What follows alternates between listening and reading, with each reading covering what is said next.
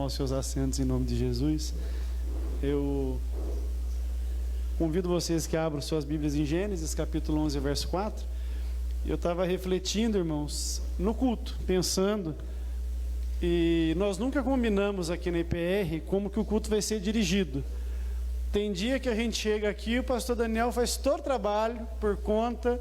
Tem dia que eu chego, eu faço todo o trabalho por conta. Nunca tem combinação, nunca, é espontâneo. Parece que é o estado de espírito que define quem que vai pegar o microfone para começar o culto. Mas eu estava preocupado com o culto hoje, eu pensando assim, se de repente Daniel tiver meio borocochô hoje, né? Como que eu vou dirigir o culto? E surpreendentemente, irmãos, eu falo isso com temor e para a glória de Deus, eu pensei exatamente nas oportunidades que ele deu. Eu pensei, eu vou colocar o Jeremias para poder ler a Bíblia, eu vou colocar o Hernando para orar pelos pedidos e eu vou chamar o Rodrigo para orar também pela palavra. Você vê que interessante, meus irmãos? Não é coincidência, é Jesuscidência. É o corpo de Cristo funcionando harmoniosamente, sendo presidido por Cristo. Então isso é maravilhoso. Então fiquei bastante tocado com isso daí, glorifico a Deus por isso. E essa semana, pastor Daniel, eu cheguei numa conclusão, por que você é magro, rapaz? Eu estava meditando, irmão, mas como é que ele é tão magro, né? E aí eu tive uma lembrança de um verso bíblico, que a Bíblia fala que o caminho para o céu é estreito. Então ele já está se garantindo que ele vai conseguir entrar, para a glória do nome de Jesus. Gênesis capítulo 11, meus irmãos, versículo de número 4. Quem achou, diga glória a Deus. A Escritura Sagrada diz assim: e disseram, eia, edifiquemos nós uma cidade e uma torre, cujo cume toque nos céus, e façamos-nos um nome, para que não sejamos espalhados sobre a terra. Amém, meus irmãos?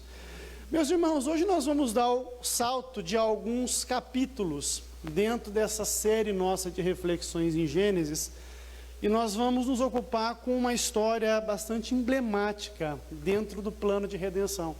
Como nós temos falado desde o começo da série Origens, desde a primeira mensagem, a Bíblia não é um aglomerado de histórias individuais que vão ensinar a gente como vencer na vida. A Bíblia, de capa a capa, trata de um único tema: o plano eterno de Deus para salvar os pecadores por intermédio daquele que Ele escolheu para isso, que é o Senhor Jesus Cristo.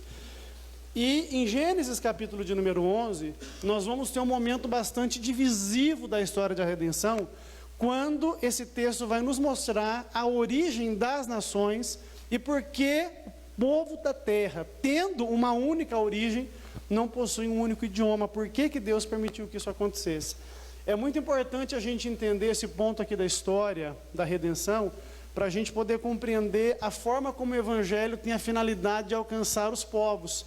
Porque o mesmo Deus que ajuntou os povos para juízo, em Gênesis 11, Ele tem agora trazido esses povos até a presença dEle novamente, por intermédio do Evangelho.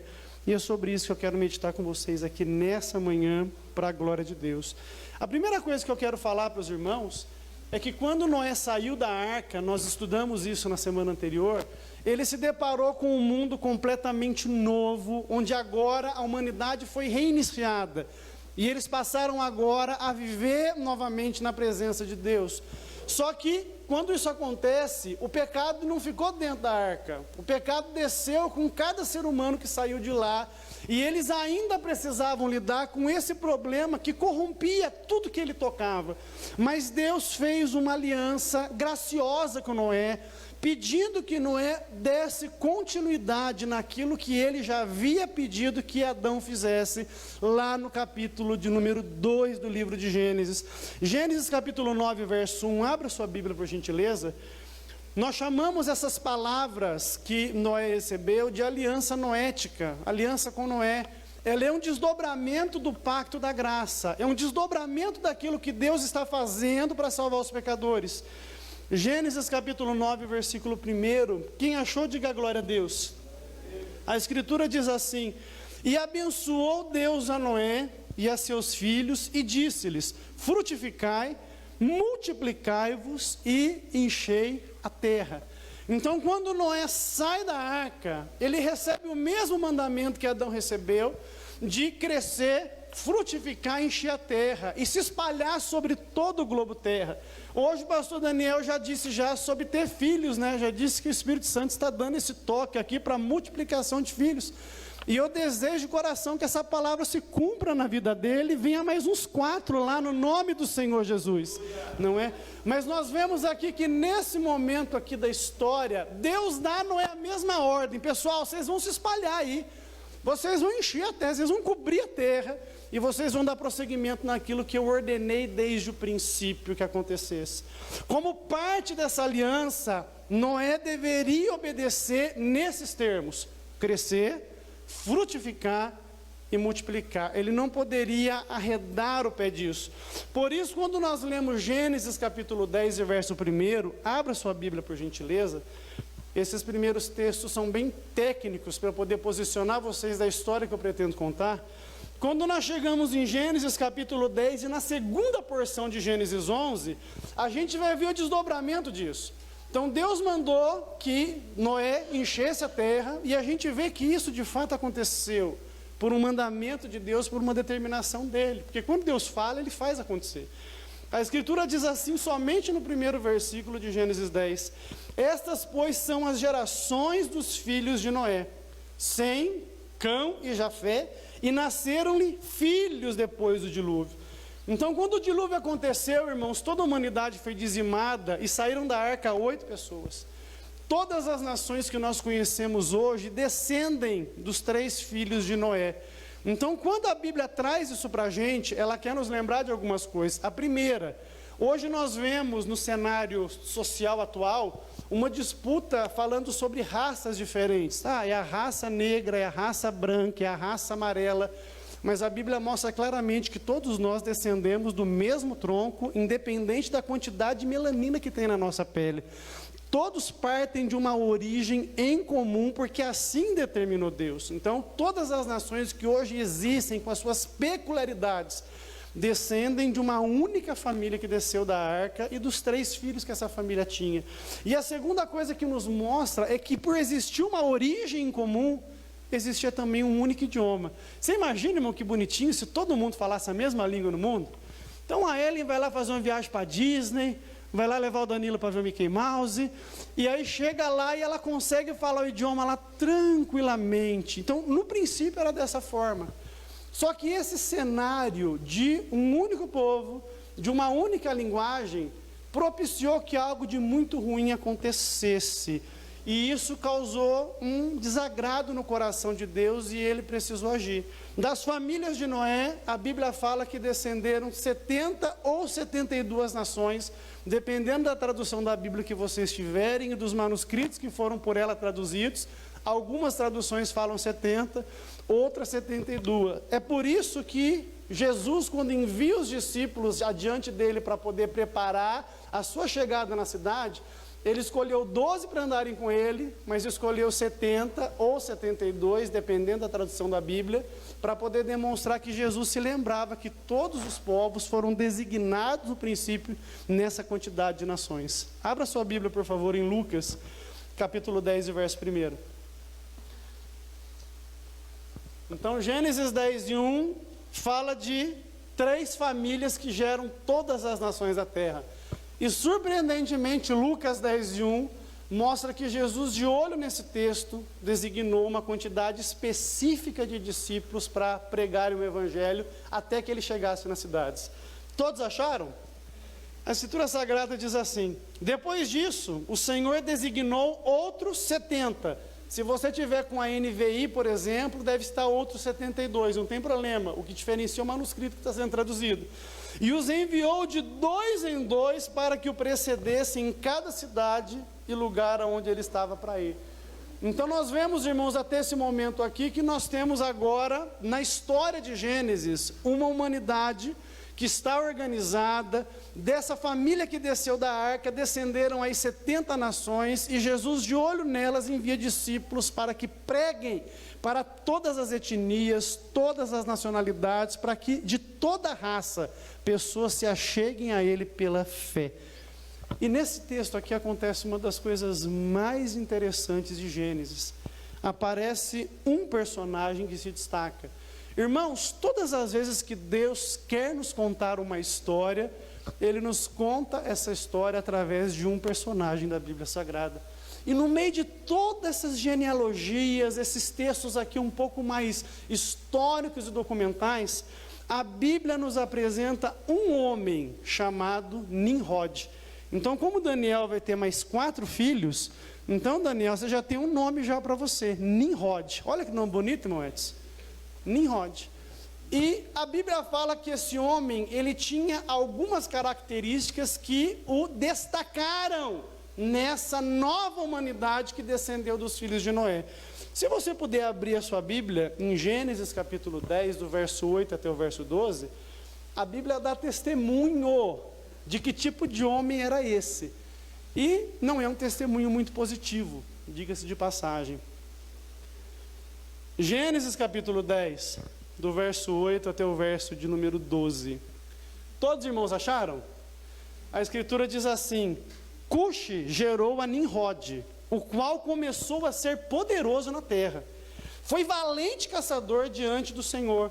Daí dizer-se, como Nimrod, poderoso caçador diante do Senhor. O princípio do seu reino foi Babel, Ereque, Acade e Calné, na terra de Sinar. Daquela terra saiu ele para a Síria e edificou Nínive, Reobote-ir e Calá.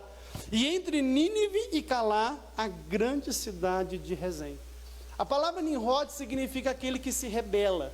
E nós vemos que Nimrod, ele posicionou-se completamente contrário àquilo que Deus tinha mandado Noé fazer. Os irmãos se recordam no começo da mensagem que eu disse que Deus falou que Noé deveria frutificar, multiplicar-se e encher a terra. Era papel dele se espalhar pela terra. Mas Nimrod, ele decidiu fazer o contrário.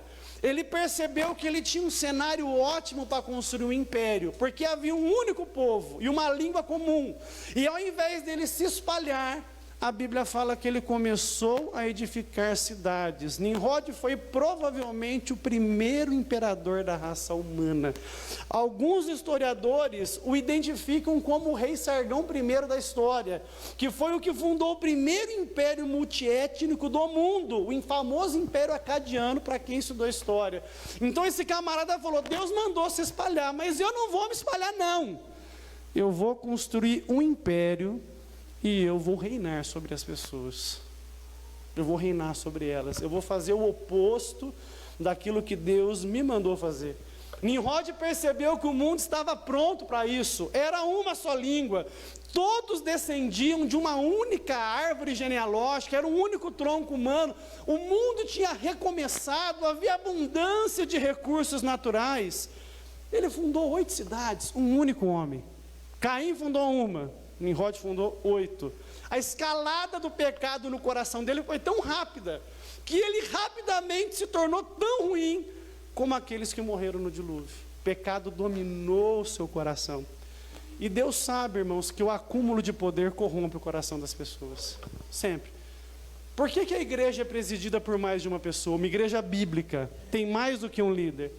Porque Deus sabe que muito poder concentrado numa única pessoa sempre gera corrupção do coração. Não tem jeito.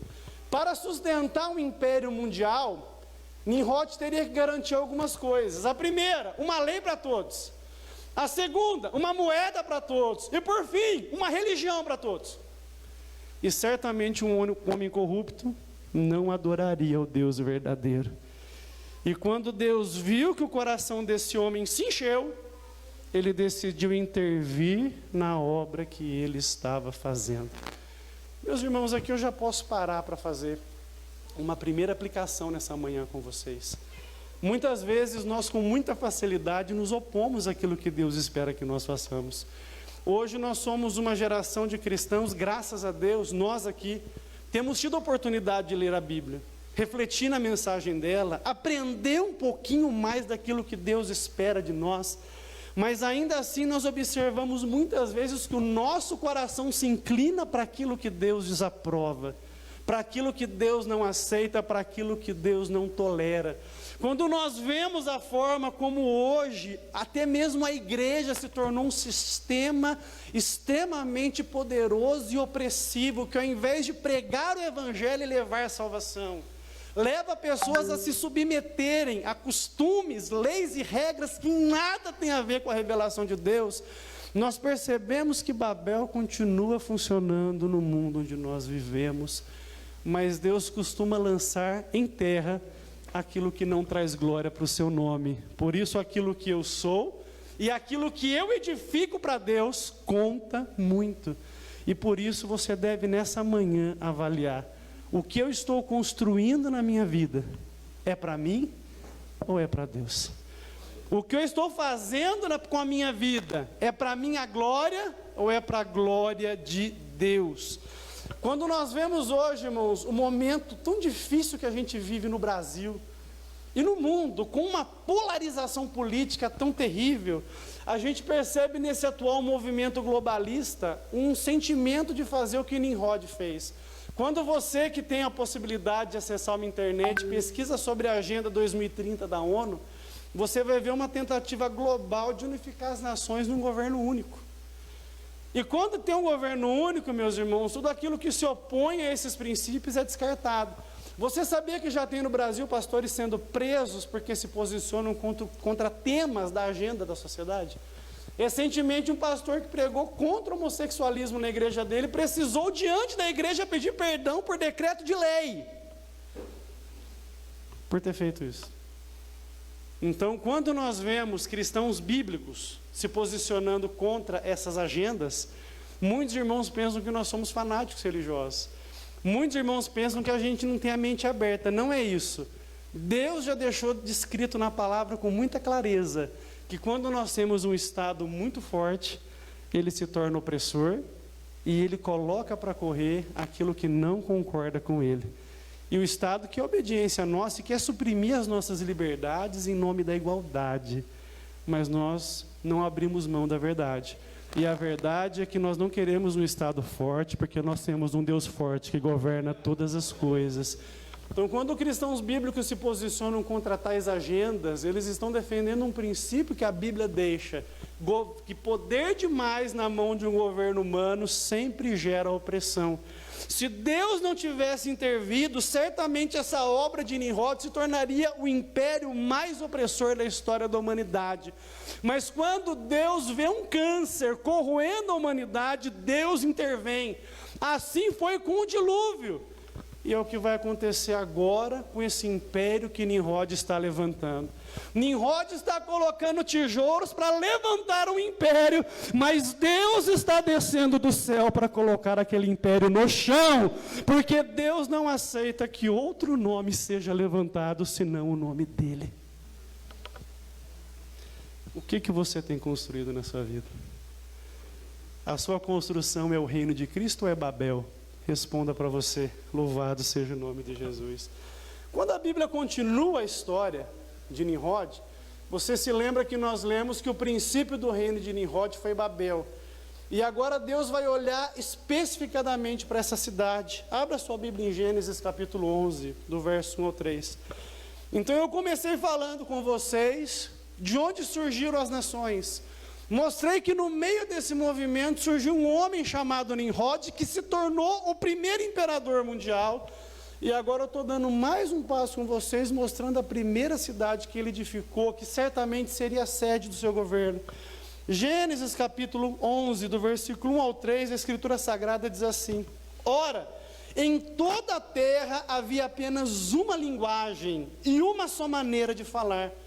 E sucedeu que, partindo eles do Oriente, deram com uma planície na terra de Sinar e habitaram ali. E disseram uns aos outros: Vinde, façamos tijolos e queimemo-los bem. Os tijolos serviram-lhe de pedra e o betume de argamassa. Então esse foi o primeiro empreendimento de Nimrod. Irmãos, era um empreendimento de altíssima tecnologia. Foi Nimrod que inventou o tijolo queimado. Quem construiu casa aqui com tijolo já? Levanta a mão, em nome de Jesus. Foi ele que inventou esse treco. Até então as edificações eram pedra sobre pedra, mas ele quis fazer de um jeito mais rápido. Então ele tinha tecnologia na mão, tinha recursos, o povo estava com ele. Ele conseguiu arrastar com ele uma multidão para fazer isso acontecer. Nem sempre, meus irmãos, quem arrasta a multidão está com Deus, e nem Deus está com ele. Aqui, esse grande empreendimento aqui que parecia ser tão bom, era uma obra que estava em oposição com a vontade de Deus, e Deus a rejeitou. Cuidado com quem arrasta multidões, ande com aqueles que andam perto de Deus. É isso que faz a diferença para a nossa vida. Louvado seja Deus. O povo estava unido, trabalhando e cooperando entre si, alta tecnologia envolvida. O que podia dar errado nisso aqui? A Bíblia nos responde essa pergunta. A Bíblia nos fala o que eles estavam querendo fazer. Verso de número 4, leia comigo por gentileza. Eles disseram: vinde, edifiquemos para nós uma cidade, e uma torre cujo topo chegue até os céus, e tornemos célebre o nosso nome, para que não sejamos espalhados sobre a terra. O que havia de errado em Babel é que ela era uma obra movida pelas motivações erradas. Esses homens queriam edificar uma cidade, uma torre, para tornar célebre o seu nome.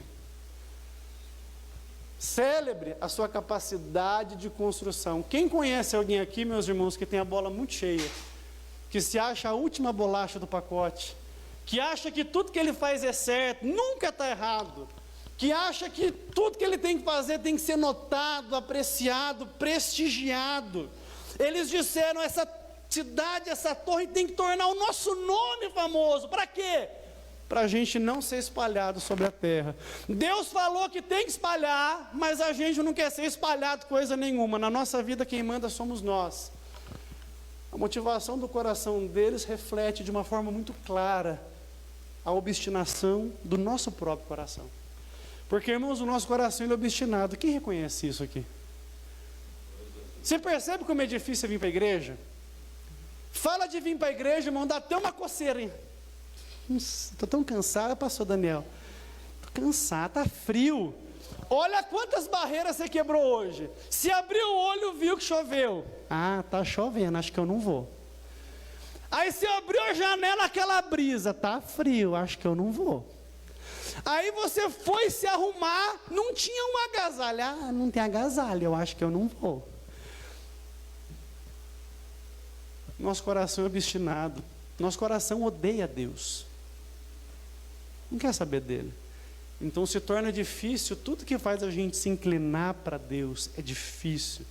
Mas às vezes, alguns homens vão além.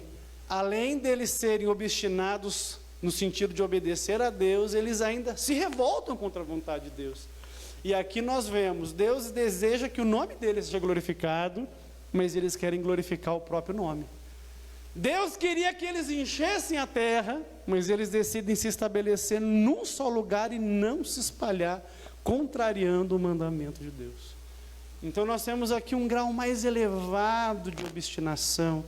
E muitas vezes, irmãos, as pessoas que ainda vivem nos seus pecados não percebem isso. Você já viu, irmãos, como é o pecador? Quando o pecador não é religioso e você vai confrontá-lo com o evangelho, ele fala: o evangelho é uma loucura. Que negócio é esse de um homem morrer e eu ser salvo? Que negócio é esse de poder no sangue? Que negócio é esse de Espírito Santo? Que negócio é esse de a Bíblia ser a palavra de Deus? O não religioso se esconde das demandas do evangelho dessa forma. Mas o religioso é pior, porque quando você o confronta, ele fala: mas eu já tenho a minha religião, mas eu penso assim, mas eu sou desse jeito. Querido, não importa a sua religião, o que você pensa, a forma como você enxerga, o que importa é que Deus tem chamado todas as pessoas ao arrependimento dos seus pecados, e as suas desculpas vão te mandar para o inferno. É isso que importa. Você pode dar desculpa para mim como pastor, para o seu parente que é um familiar, mas Deus está vendo você e Ele está te perguntando: toda a sua razão te trouxeram para a minha presença ou não? Que adianta a sua razão, as suas desculpas? Eu chamo você a se arrepender. Você tem feito isso? O que adianta você se esquivar com os seus motivos, com aquilo que você aprendeu? Aquilo que você aprendeu te trouxe para perto de Deus? Ou você está vendo uma vida de pecado longe dele? Belo aprendizado foi esse. É melhor saber menos e obedecer mais do que saber muito e obedecer pouco. Tem glória a Deus nessa hora ou não? Muitas pessoas se escondem nas suas desculpas, na sua religião, mas Deus continua chamando homens e mulheres ao arrependimento e os lembrando que aos nossos olhos, irmãos, tudo que a gente faz é certo. Abra sua Bíblia em Provérbios capítulo 16, verso 2, por gentileza. Na obstinação do nosso coração, nós sempre seremos levados a acreditar que nós somos a melhor das pessoas, que os nossos motivos são os mais puros, que a gente tem conosco toda a verdade. Mas a Bíblia mostra o quão maligno é o nosso coração e o quanto nós precisamos nos arrepender para nos achegarmos a Deus. Provérbios 16, verso 2. Quem achou, diga glória a Deus. Ninguém achou? Todos os caminhos de uma pessoa são puros aos seus próprios olhos, mas o Senhor sonda o espírito. Deus olha aí dentro, meu irmão. Deus não olha a aparência, Ele vê o coração do homem. Ele olha o que está dentro da gente. Você pode glorificar o nome do Senhor Jesus Cristo? Você tem se escondido atrás de tantas desculpas o tempo todo. É desculpa para isso, é desculpa para assumir responsabilidades, é desculpa para mudar de vida, é desculpa para vir para a igreja, é desculpa para tomar as decisões doloridas que tem que ser tomadas para você dar um jeito na sua vida. Por quê? Porque aos nossos olhos, os nossos caminhos são sempre puros. Mas o Senhor que sonda o Espírito está falando com você aqui nessa manhã. Será que não está na hora de você enterrar essas desculpas para viver uma vida pautada pelo Evangelho?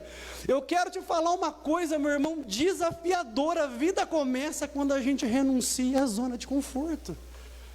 E a zona de conforto é a gente aceitar viver uma vida pautada pelos nossos próprios pecados.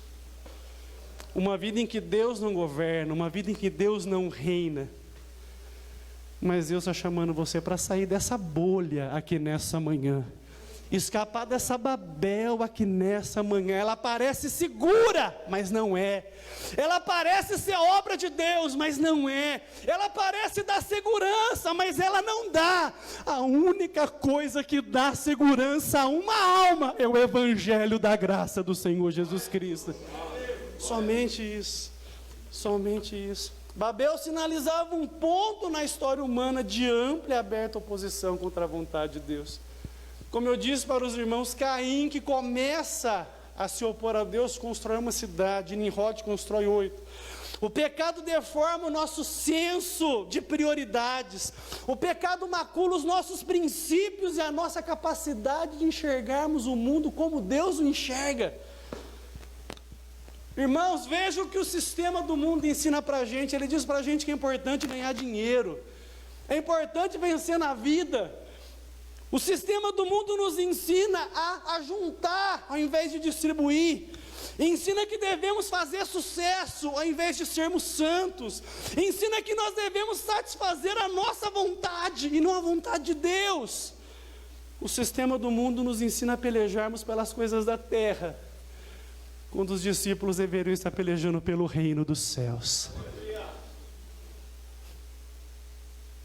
Quantos de nós queremos ter sucesso no mundo para o qual já deveríamos ter morrido? Abra sua Bíblia no Salmo 115, verso 1. Mas pastor, eu não posso ser um sucesso? Pode ser, desde que você seja um sucesso para a glória de Deus. Quer ganhar dinheiro? Ganhe, para a glória de Deus. Quer que a sua empresa cresça? Glória a Deus, é para a glória dele. Ela vai crescer para você empregar mais trabalhadores e para você esbanjar em mais prazeres. O que move o teu coração aqui nessa manhã? Alguns querem sucesso absoluto nessa terra, mas o povo eleito de Deus quer render glórias ao nome do Senhor. O Salmo 115, verso 1 diz assim: não a nós, Senhor, nenhuma glória para nós, mas sim ao teu nome, por teu amor e por tua fidelidade. Eu brinquei com o pastor Daniel esses dias, irmãos, a gente vive uma crise, irmãos. na igreja, de representatividade terrível. Os irmãos veem nas comunicações da EPR a dificuldade que nós temos de aparecer nelas. Existe uma comunicação apenas que aparece foto minha, Daniel, que é o convite do aniversário da igreja uma vez por ano, porque como presbitério da igreja nós fazemos o convite. Mas no restante vocês veem as nossas artes, é imagem e letra, só. Porque é necessário que ele cresça, que a gente diminua. Fiz um cartaz para um evento de uma igreja, mandei até para o Daniel. Irmãos, no cartaz tinha a foto de umas 12 pessoas. Né? Pastor presidente, pastor supervisor, pastor local, líder, preletor, cantor. Em toda a arte o nome de Jesus não aparecia uma única vez. Que nome que nós temos perpetuado? Não a nós, Senhor, nenhuma glória para nós, mas ao teu nome nós rendemos glória. Então, irmãos, escuta aqui, irmão. Pode ser que o seu nome não esteja aparecendo no cartaz de nenhum evento de igreja nenhuma, mas você não é menos por isso, sabe por quê? O seu nome está escrito no livro da vida do Cordeiro e é isso que importa. Não, mas eu não faço sucesso. Mas que sucesso você quer fazer? Sabe o que é sucesso no reino de Deus? Quer comais, quer bebais, ou façais qualquer outra coisa, façam tudo para a glória de Deus. Se a sua vida glorifica a Deus, não importa que os homens não se lembrem de você, porque a Bíblia que você lê diz o seguinte: o Senhor conhece os que são dele. Você é conhecido por Deus. E é isso que importa para nós, meus irmãos. A gente tem que passar por essa terra sem a pretensão de sermos, atingirmos, alcançarmos. As coisas vêm a nós como dons de Deus que graciosamente cuida da gente. Então nós vamos ter o que Deus quer que a gente tenha. Quantos creem nisso podem glorificar o nome de Jesus? Então pode ser que nessa vida não saia viagem para Disney. Pode ser que nessa vida você não chegue a ter uma casa própria. Pode ser que nessa vida não dê para você fazer um implante de cabelo. Mas nada disso importa. O que importa é ser lavado no sangue de Jesus Cristo. O que importa é ser justificado dos seus pecados. O que importa é ser reconciliado com Deus pela morte de Cristo.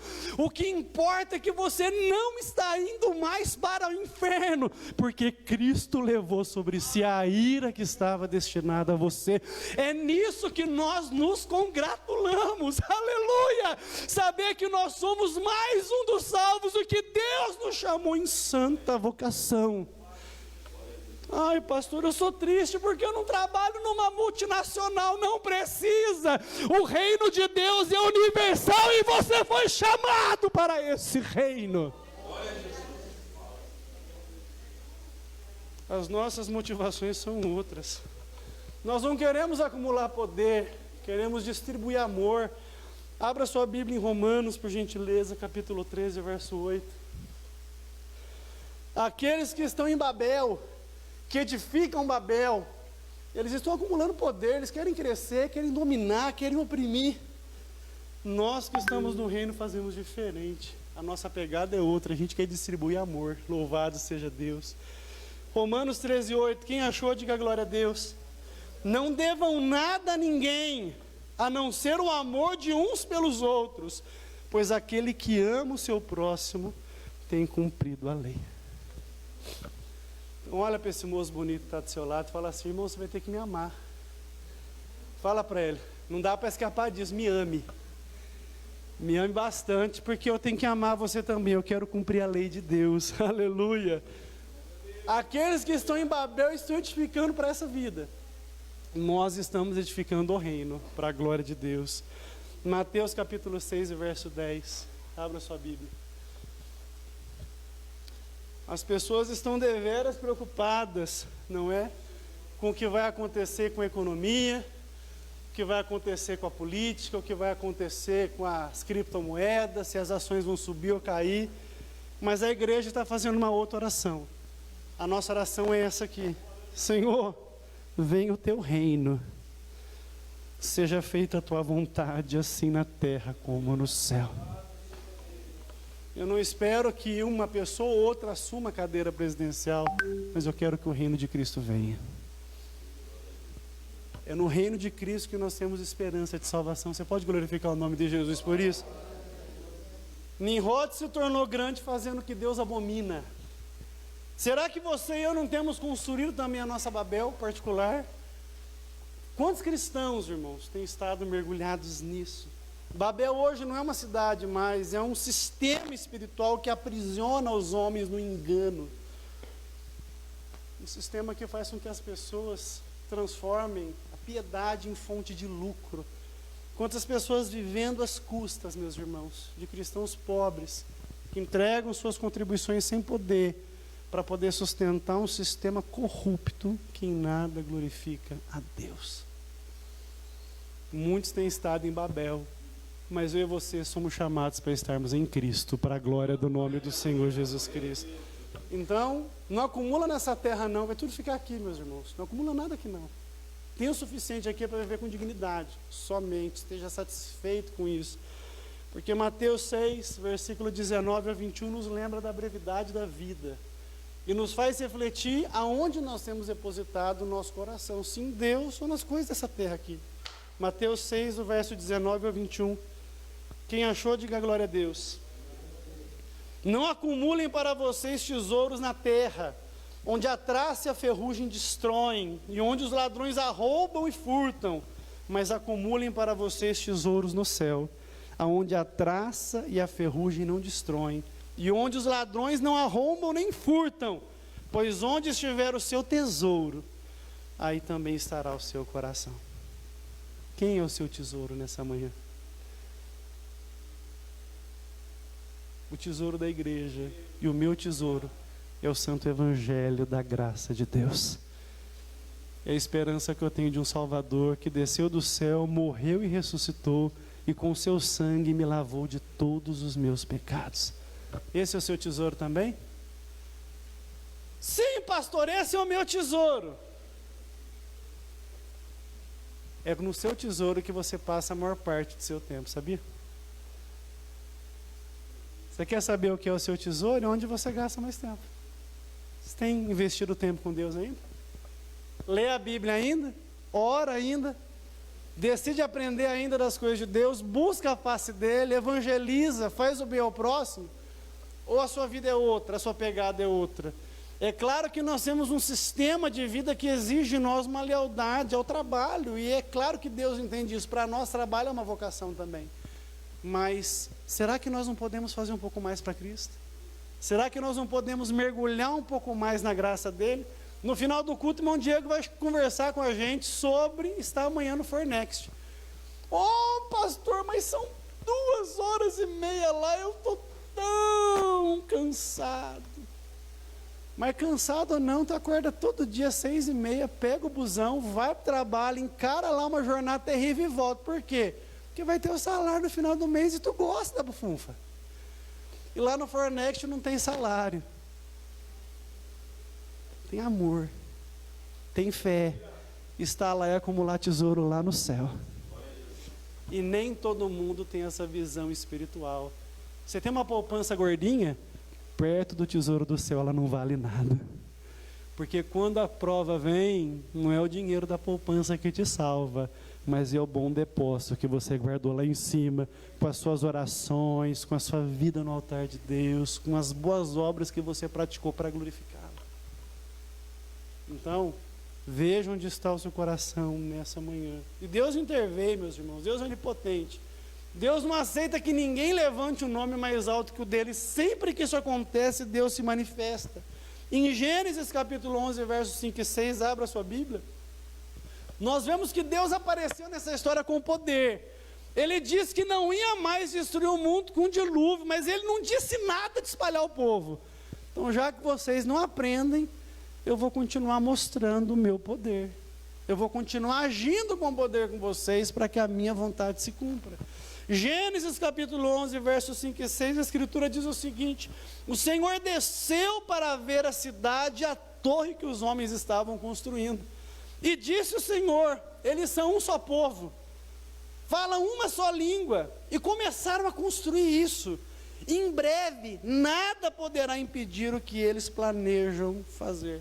Deus percebeu que se eles permanecessem naquilo, eles se tornariam imparáveis, e aquilo seria um câncer para a humanidade. Então no verso 7 e 9, Deus decide fazer algo de extraordinário. Ele confunde a linguagem deles e os espalha por toda a terra. Olha o que está escrito: venham, vamos descer e confundir a língua que eles falam, para que um não entenda o que o outro está dizendo. Assim o Senhor os dispersou dali pela superfície da terra e pararam de edificar a cidade. Por isso a cidade foi chamada de Babel, porque ali o Senhor confundiu a língua de toda a terra, e dali o Senhor os dispersou por toda a superfície dela. Deus soprou um vento e espalhou. Irmão, sou tão agradecido por isso. Sou tão feliz, irmão Rodrigo. Ontem fui passear com a família e fui comer o quê? Comida mexicana. Irmão, se não tivesse sido espalhado, Daniel, não tinha taco, não tinha burrito, não tinha sushi. Deus sabia que espalhando a diversidade humana seria maior e o evangelho atingiria mais corações. Então chega uma hora que Deus tem que espalhar, viu, irmãos? Tem hora que Deus espalha até na nossa vida. Quantos aqui perderam amigos quando vieram para cá, além do pastor Sérgio? Levanta a mão. Deixa Deus espalhar. Não é? Quantos aqui perderam encontros aí sociais? Não, agora você é da IPR, né? Não combino com você. Deixa espalhar. É bom quando Deus espalha, meus irmãos, porque Deus leva aquilo que não pode caminhar com a gente. Você pode glorificar o nome de Jesus? Deus sabe o que Ele dá e Deus sabe o que Ele tira. Então acolha essas nuances da vida com tranquilidade.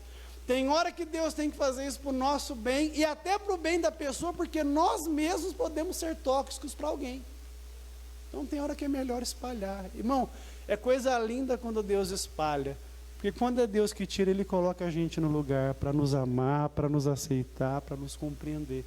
Você perdeu alguns quando veio para cá, mas Deus te deu uma família bonita que ora por você, que ama você, que abraça você. Então Deus faz isso, Deus Ele é especialista.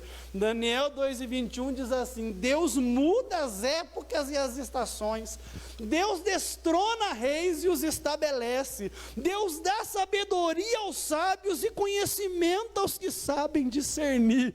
É Deus que levanta e é Deus que abate. Glorifica o nome do Senhor Jesus. A nossa vida é conduzida e regida por um Deus soberano que faz exatamente o que Ele quer fazer. E nós descansamos nisso. Esse povo aqui, quando se colocou em oposição contra Deus, Deus espalhou eles. Eu acho que o salmista pensava nisso no Salmo 1, verso 4. Abra sua Bíblia, por favor. Na minha cabeça, quando o salmista escreveu o verso 4, ele pensou em Babel. Olha o que está escrito aqui. Não é o caso dos ímpios. Os ímpios são como a palha que o vento espalha. Quantos aqui querem ser juntados por Deus? Glorifica o nome de Jesus. Então deixa o homem ímpio o seu caminho e se converta ao Senhor nessa manhã. Se volte para Ele. Toda a Bíblia Sagrada mostra Cristo, a sua obra, a perfeição da redenção, a singeleza do plano de Deus. E há entre Cristo e Nimrod uma importante alegoria. Você consegue ver nesses dois personagens a redenção claramente. Nimrod caracterizou-se como um homem que se rebelou à vontade de Deus, mas Cristo, contudo, foi obediente até a morte, e morte de cruz. Filipenses 2:8 diz assim: Ele se humilhou, tornando-se obediente até a morte e morte de cruz.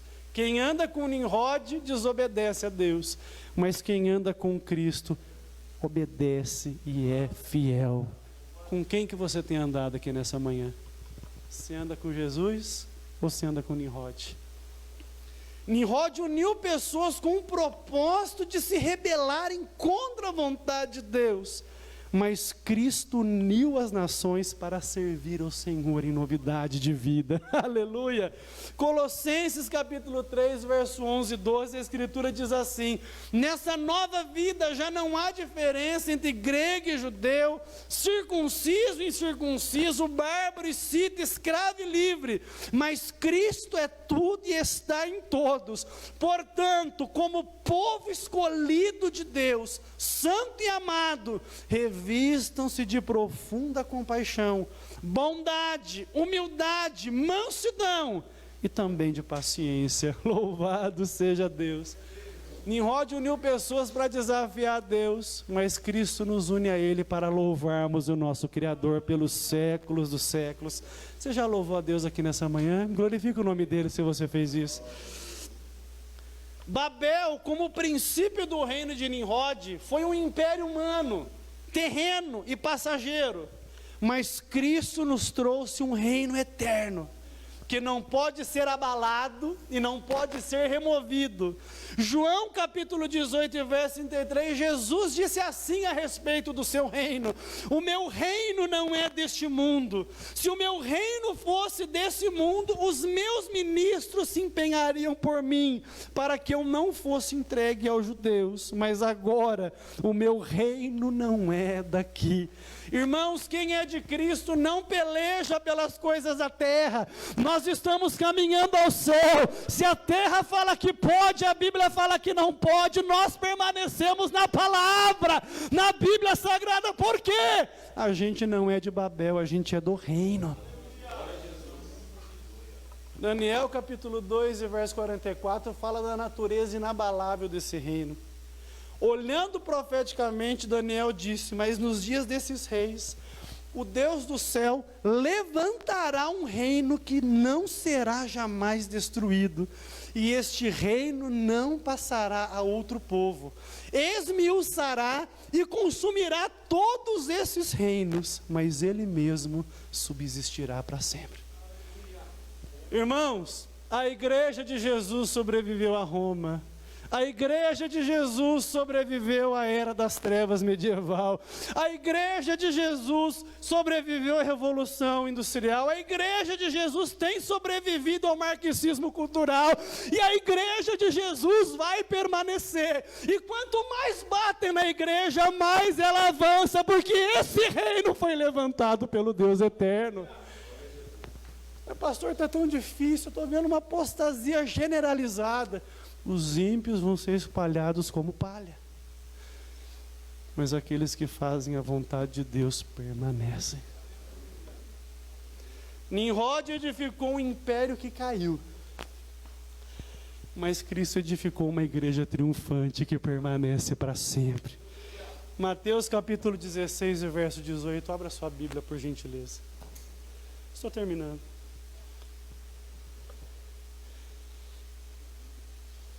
Mateus 16, 18.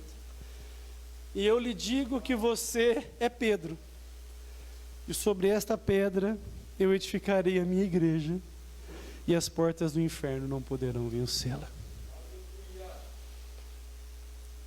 Pastor, por que você ainda é cristão?